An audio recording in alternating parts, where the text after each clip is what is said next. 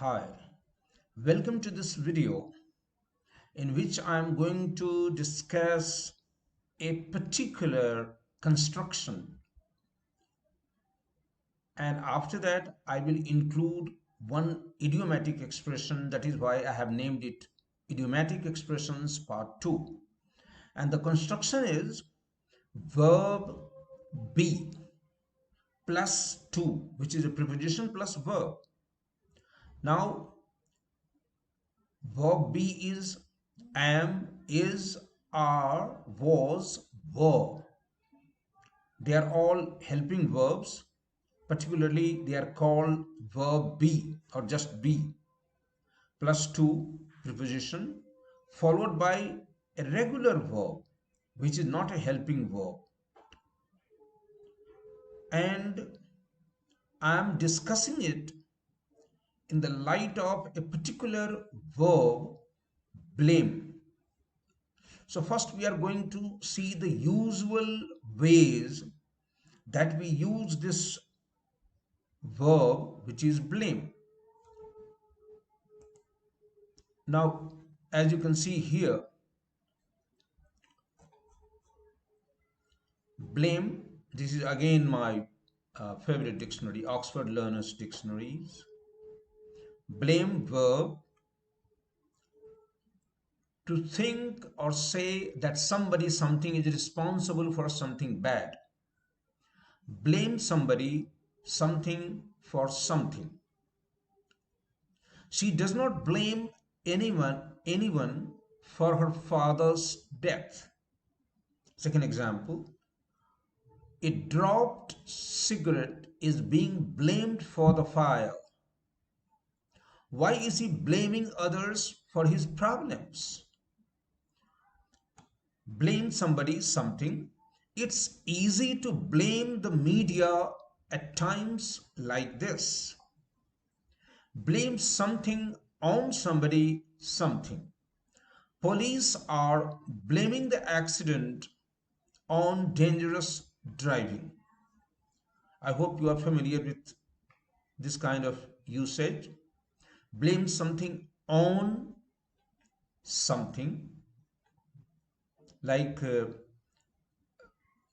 I hope you have heard, some of you might have heard the song Blame It on the Stars by Andy Grammer, an American pop singer or rock singer, whatever. So, blame something on something. Police are blaming the accident on dangerous driving. The violence was blamed in part, that is partially, on militants. Now, I am going to show you. Now, I am taking the construction, what I showed you, the original construction, verb be plus to plus verb. So, let us look at it. What is this construction? And uh, to make my lessons more reliable, more acceptable, I always refer to the authentic sources. And as you can see, Merriam-Webster. And this section says, names it Ask the Editor. Here is the editor. I am not sure whether you can read her name. Jane Mayers here. Director of English Language Learning Publishing. So the construction is, as you can see here, be plus to plus verb. Okay. Now look at it. There are two kinds of examples. You are to do your homework without watching any TV. So she has divided it into two parts. The construction be plus to plus verb is a formal construction. Mind you, this is typically formal.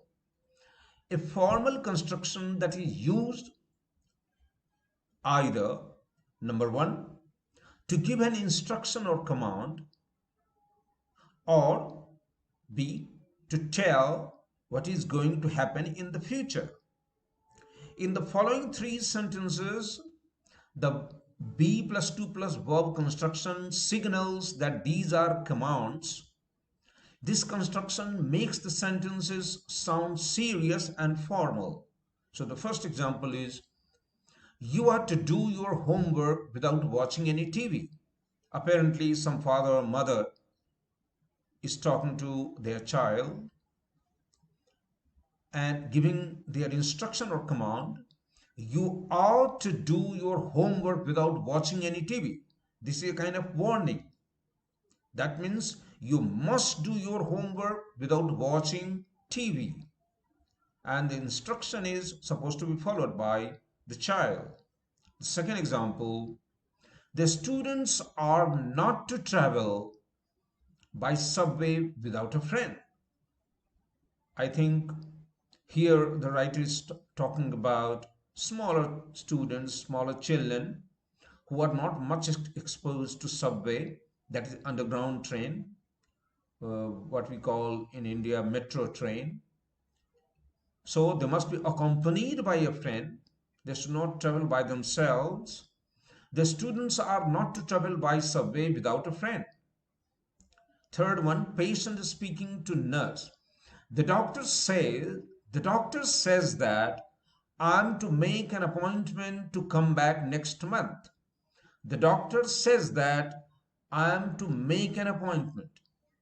Please mind, even though it is not my main topic, in India we would say I am to fix an appointment, but that is atrocious English. No, you don't fix an appointment, you don't do an appointment, you make an appointment. So I am to make an appointment to come back next month. That means I am expected to do this, that I should do. I have been instructed by the doctor to make an appointment to come back next month. I should not delay it. And I should not come before the next month either. Now, so this set of three sentences denote what? Instruction or command. The second kind of example in the following sentences, the same construction of be plus 2 plus verb construction tells us that these sentences are about planned or scheduled events. The plane is to take off at 9 p.m. Okay, so the plane is to take off means the plane is due to take off, is scheduled to take off. The new kitchen cabinets are to arrive before December 20th. Their house is to be sold right away. Again, as the editor says, again these sentences sound formal. If we change the verb construction to be plus going to, going, then plus 2 plus verb, they retain the same meaning but sound less formal. So the plane is going to take off at 9 a.m. carries the same meaning, but it is less formal. The new kitchen cabinets are going to arrive before December 20th. Of course, American way of putting the date. In British English, or we would say before the 20th of December. Their house is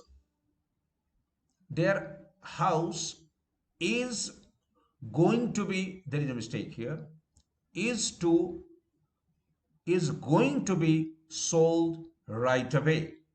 So there is a typo, to should not be there. Going to. So their house is going to be sold right away.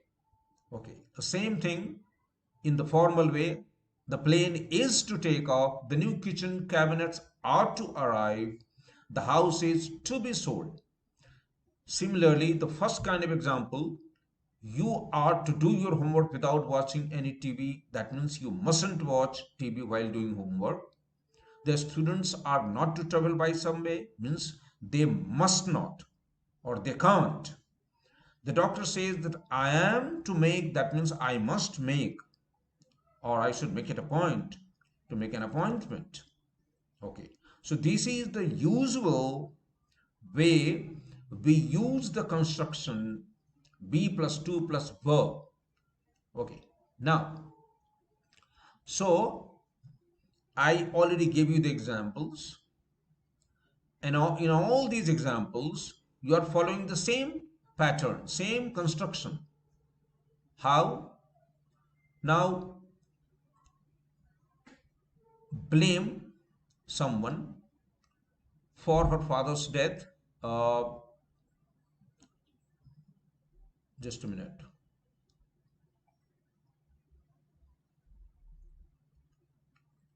No, let me go to, uh, as I said, as I showed you, I am especially discussing the idiomatic use of the verb blame. And let us see how, when you use it as an idiom, how to use it. Okay. For that, let me go straight to yet another dictionary of Oxford. And here you see phrase, that means idiomatic phrase. Here it is, I am to blame, which is my main topic. I am to blame. So here you see verb be, that is am, followed by to plus verb. So this pattern we are going to use it. Now, am to blame, was to blame, whatever it is. What is the meaning? Be responsible for a fault or wrong. He was to blame for their deaths. Mind this sentence. He was to blame for their deaths. That means nobody was responsible for their deaths but he himself. Okay. And now I have used this same sentence, elongated it, and let me show you. This is the original sentence. He was to blame for their deaths. It is an idiom, and that is why I have italicized he was to blame. But now you see how I use differently the same verb and it ceases to be an idiom. He was to blame me for their deaths. Now here it is not an idiom. Why? Because here blame is followed by an object. So it ceases to be an idiom. So he was to blame me for their deaths. Come to this. In the meeting, the boss was to blame me for their deaths. The boss was to blame me means in the meeting the boss was going to announce who is responsible, and that he was going to blame me for their deaths. So he was to blame me for their deaths. It is not an idiom either, for the simple reason because again blame is followed by me. Now look at this example. In the meeting, the boss was to blame me for their deaths, but surprisingly, he said that he himself was to blame for their deaths. Now, interesting thing is, you see, blame, was to blame, the first part of the sentence was to blame, and here also I am using was to blame. But in the first part, the boss was to blame, it is not an idiom. That means you are not using blame as an idiomatic expression, because the object me is following the verb blame, but the meaning changes completely in the second part. But surprisingly, he said that he himself was to blame for their deaths. This is an idiom, because this is not, blame is not followed by an object. Whereas when I read out the first set of usual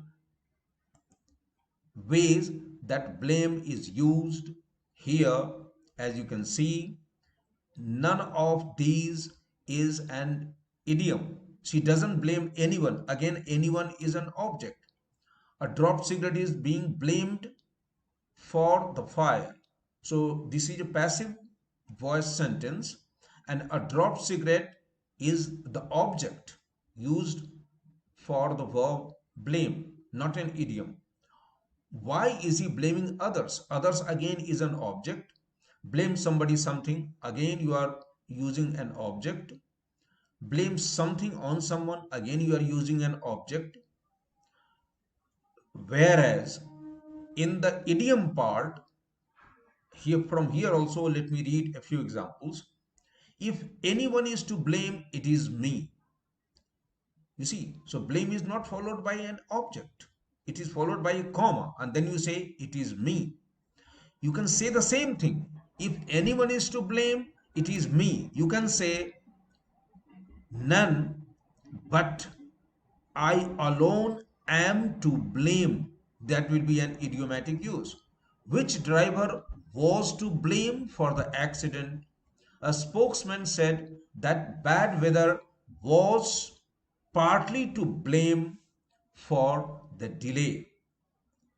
I hope this has been helpful, and until the next video, bye.